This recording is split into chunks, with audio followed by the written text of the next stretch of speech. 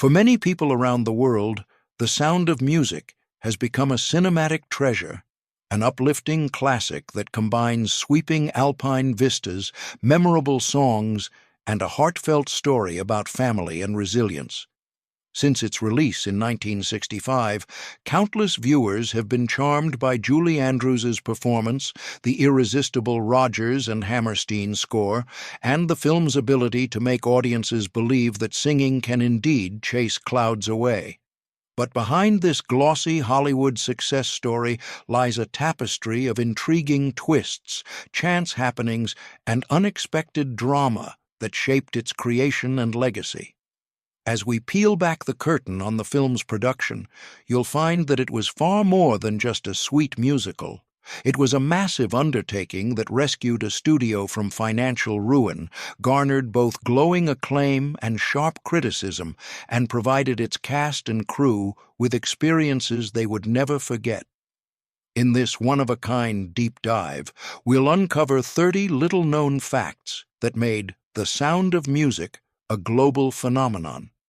You'll discover how real events were fictionalized, how directors juggled star power and creative vision, how cast members handled stumbles, injuries, and last-minute changes, and how a beloved tune almost passed for a national anthem in Austria. So, tune your voice, imagine a sprawling meadow in the Alps, and get ready to explore the story behind one of Hollywood's most enduring musicals.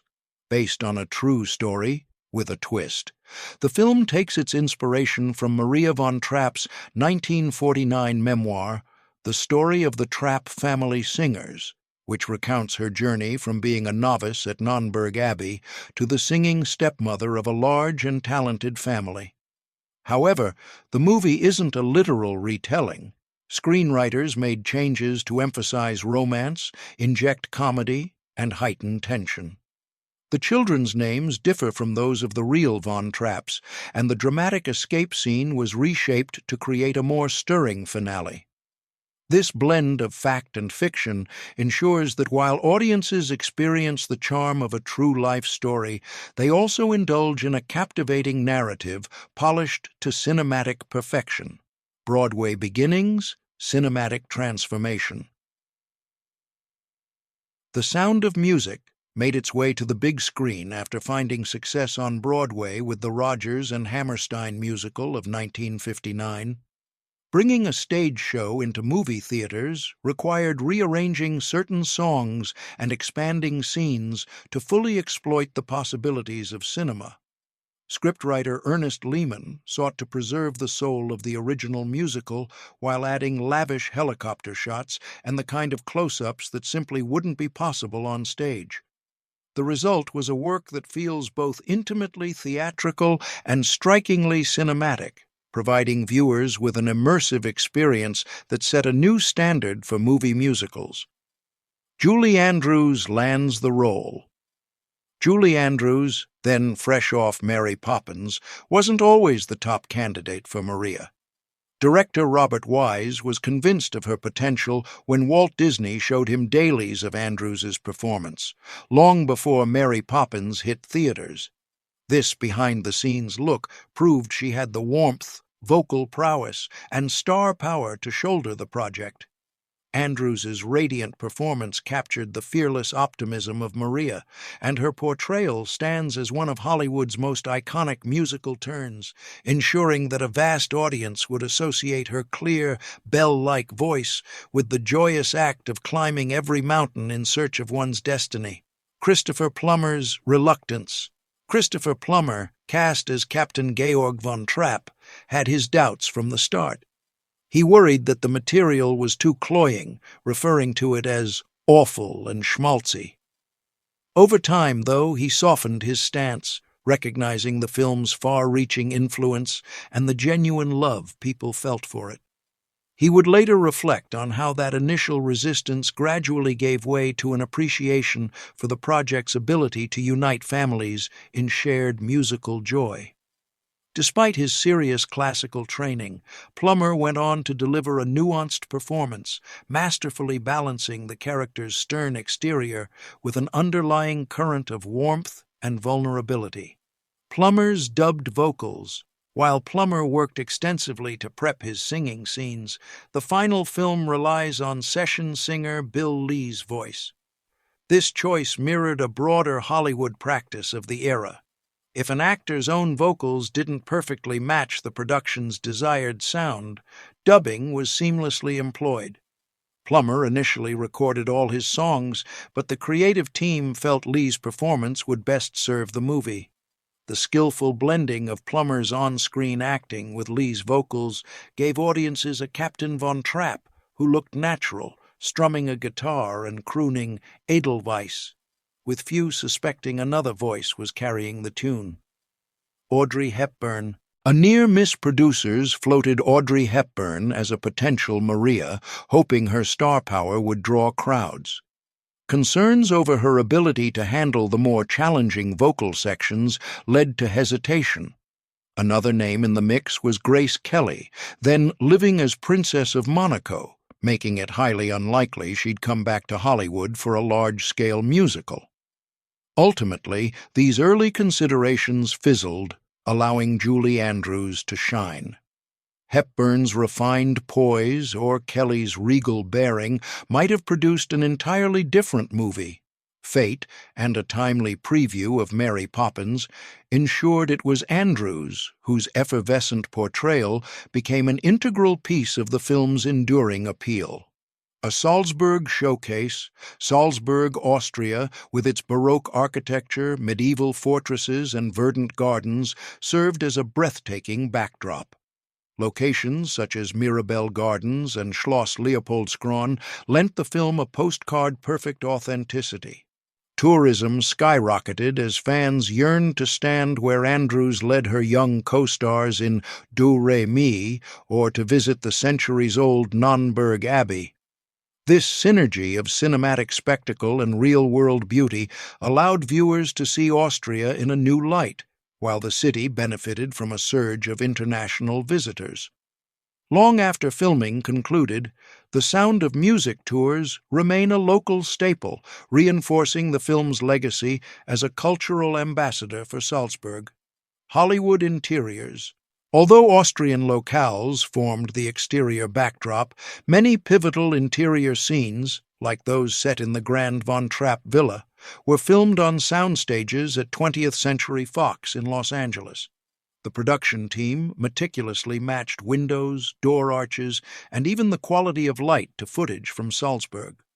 This two-pronged approach, shooting on location for panoramic authenticity, then creating controlled sets for interiors, allowed precision in cinematography and sound.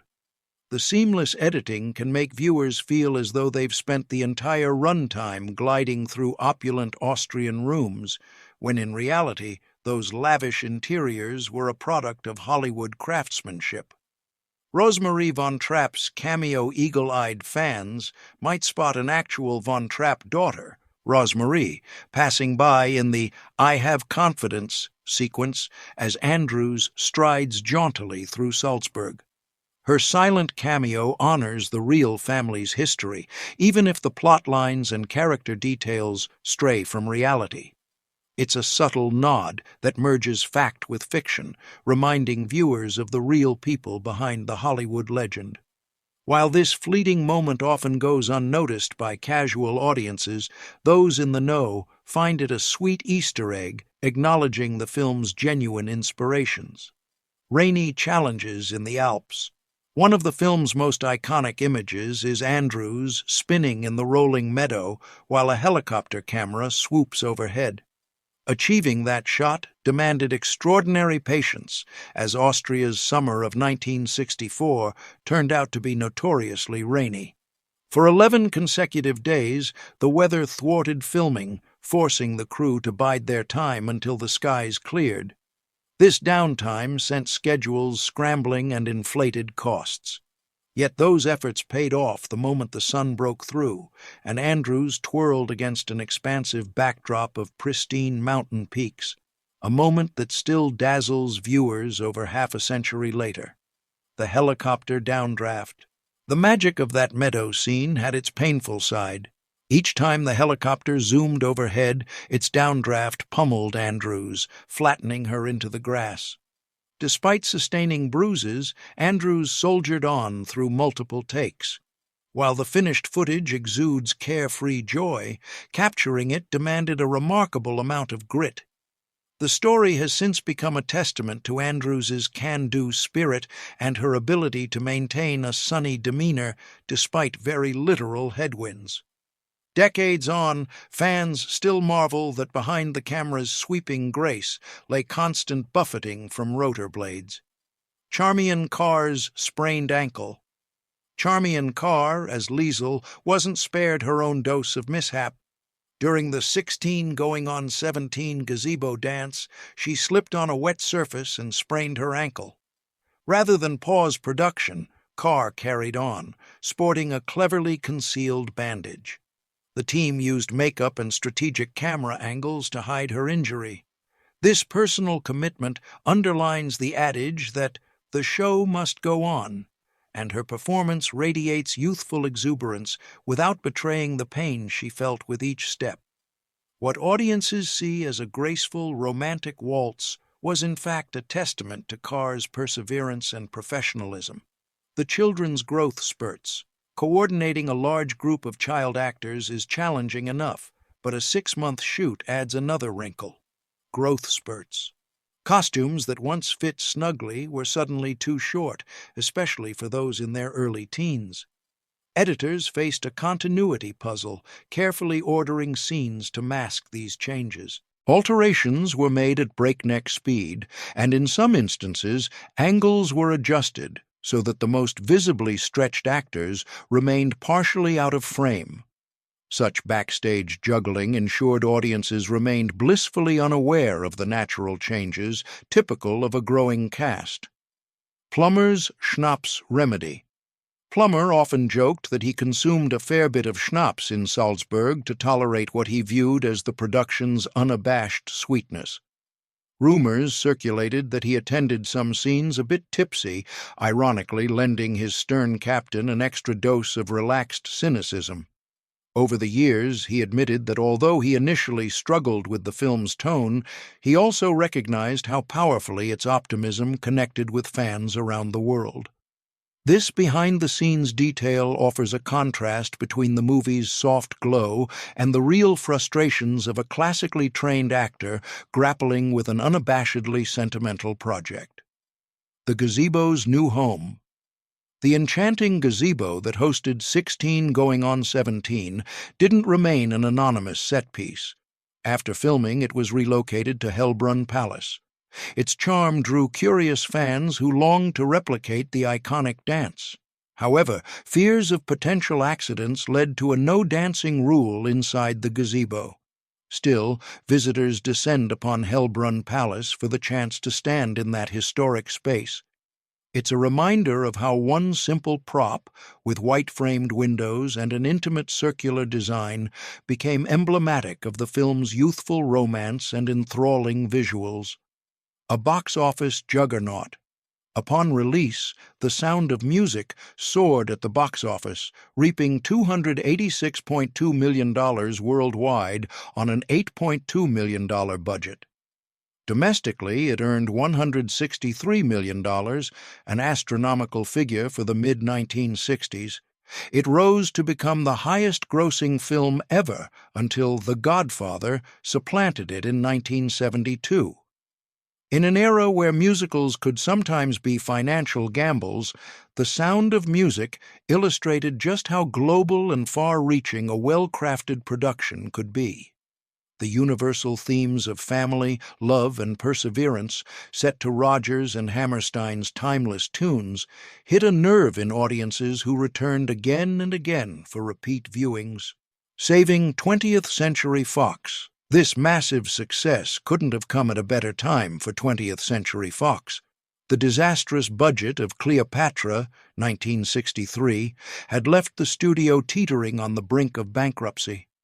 The Sound of Music swept in like a cinematic superhero, earning enough money not only to cover its own expenses, but also to lift Fox out of dire straits. The film's staggering haul reinforced the belief that a single big hit can reverse the fortunes of a major studio. It also bolstered Robert Wise's prestige as a director capable of marrying commercial appeal with cinematic flair. Initial mixed reviews. Though beloved by the public, the movie wasn't initially hailed as a masterpiece by critics. The New York Times dismissed it as saccharine, and others found it overly sweet or sentimental. However, the film's 4.5-year theatrical run in some cities testifies to the gap between critical and popular opinion. Over time, critics softened and even re-evaluated the film's artistry. Now, it's a widely acknowledged classic, though its success continues to spark discussions about sentimentality in cinema. For millions of fans, its sincerity is precisely what endears it to them, especially as it stands in contrast to more jaded contemporary fare. Real family, real objections. Members of the Von Trapp family objected to certain elements, particularly the portrayal of Georg von Trapp as cold and authoritarian. By their accounts, he was kind and gentle. They also disliked how the timeline of their departure from Austria was compacted. Yet these narrative decisions gave the film heightened dramatic tension and a more straightforward emotional arc. While the real Von Trapps felt some parts were inaccurate, they acknowledged the film's spirit of family and music as an honest reflection of their legacy. In many ways, the disagreements only add to the intrigue of a movie that straddles the line between heartfelt myth and historical fact. The fictional mountain escape. One of the most famous scenes is the family's stealthy trek over the mountains to freedom. Historically, however, the Von Trapps boarded a train to Italy instead of risking a perilous climb into Switzerland. This revision injects a triumphant final image, emblematic of overcoming immense obstacles. The reality, while no less brave, lacks the sweeping cinematic flair of an Alpine crossing. Thus, even though viewers might picture the real Von Trapps on a thrilling midnight climb, it was a choice designed to give the film an ending that visually epitomized hope and bravery, leaving audiences on a triumphant note. Edelweiss, not the Austrian anthem. One of the most enduring misconceptions involves the song Edelweiss. Many believe it to be an ancient Austrian folk tune or even Austria's national anthem. In truth, Rodgers and Hammerstein composed it exclusively for the stage musical. The gentle melody and pastoral lyrics were so convincing that Austrian audiences were sometimes surprised to learn of its Broadway origins. This confusion persists, testifying to the songwriter's uncanny ability to channel the essence of a place into their music. It's a testament to the film's cultural footprint that visitors still wander Austrian streets humming Edelweiss, convinced of its deep national roots. Andrew's flawless lip-sync outdoor shooting for musical numbers introduces all kinds of complications, from uncooperative weather to echoes off mountains. Yet Julie Andrews pre-recorded her tracks and then lip-synced with near-perfect precision. Sound editors praised her for rarely needing a second take. That dedication helped fuse her vocals seamlessly with the on-location footage, an accomplishment that remains underrated by casual viewers. The spontaneity on her face sells the musical moments, preserving their emotional impact even though the voice resounds from a studio recording.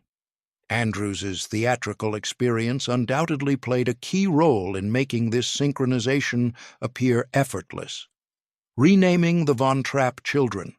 To suit the melodic flow of the songs and the script, the real Von Trapp children's names, Rupert, Agatha, Maria, Werner, Hedwig, Johanna, and Martina, were changed to Friedrich, Liesel, Louisa, Kurt, Brigitte, Marta, and Gretel.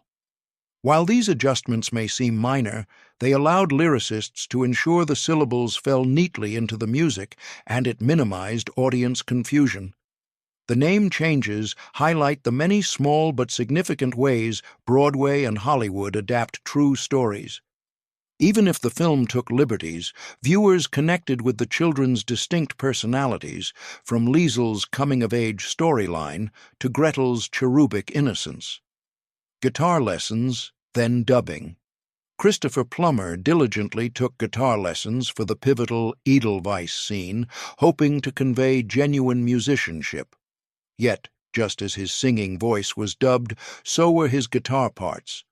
Though he visibly strums the instrument, a professional musician provided the audio to seamlessly match Bill Lee's vocals. Such layering was a common Hollywood practice designed to ensure that every musical element hit the high standards demanded by the production team.